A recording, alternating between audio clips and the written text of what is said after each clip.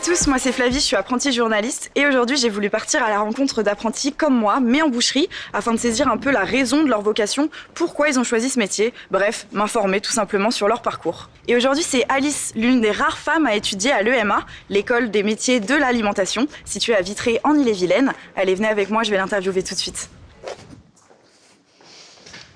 Salut Alice. Salut Flavie.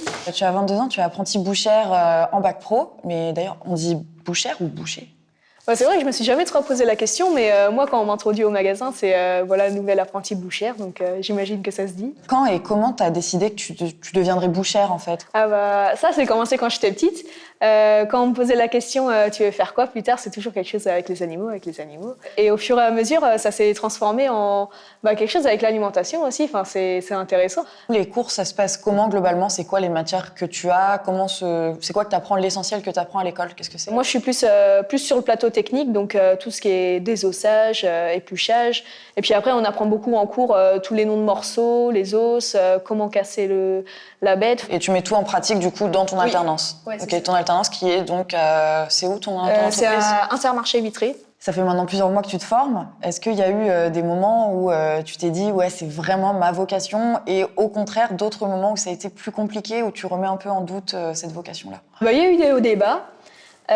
Par exemple, le haut, quand tu arrives à faire ton propre morceau, t'es content, t'as une petite victoire à la fin. Après, moi, j'ai eu un intérimaire à Intermarché. Et puis, moi, le temps de faire un agneau, lui, il a eu le temps d'en faire 4. Bon, il a 40 ans d'expérience. Donc, mais moi, j'adorais être à son niveau, quoi.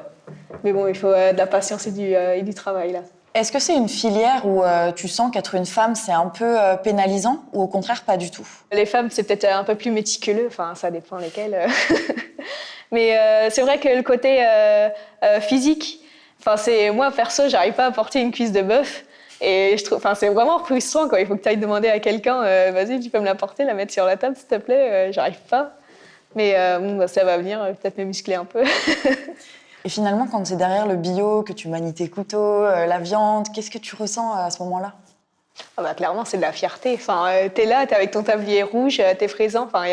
Et puis, t'es en train de préparer une belle pièce de viande pour vendre aux consommateurs derrière qui te demandent des conseils sur la préparation. Et puis après, tu les revois quelques jours plus tard. Mais c'était super tes conseils. C'est un travail noble, quoi.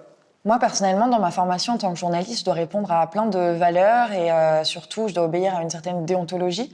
Selon toi, ce serait quoi les principales valeurs à véhiculer en tant que bouchère? Pour moi, ce qui est primordial, c'est le respect de la viande. Vu que j'ai mes parents qui sont agriculteurs, je sais le temps qu'ils mettent derrière pour que la bête elle arrive à maturité, pour qu'elle parte à l'abattoir. Ça prend beaucoup de temps.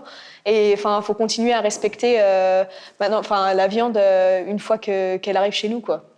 Ça sera ma dernière question, Alice. Ce serait quoi le mot qui définirait le mieux tout ce que tu as entrepris là depuis quelques mois? Une aventure.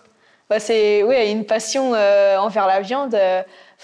J'espère qu'elle va continuer pendant plusieurs années, pendant toute ma carrière même. Bien, il me reste qu'une chose à te souhaiter, c'est de réaliser tous tes rêves, tout ce que tu entreprends. Merci. Et quant à nous, on se retrouve très vite pour découvrir de nouveaux apprentis.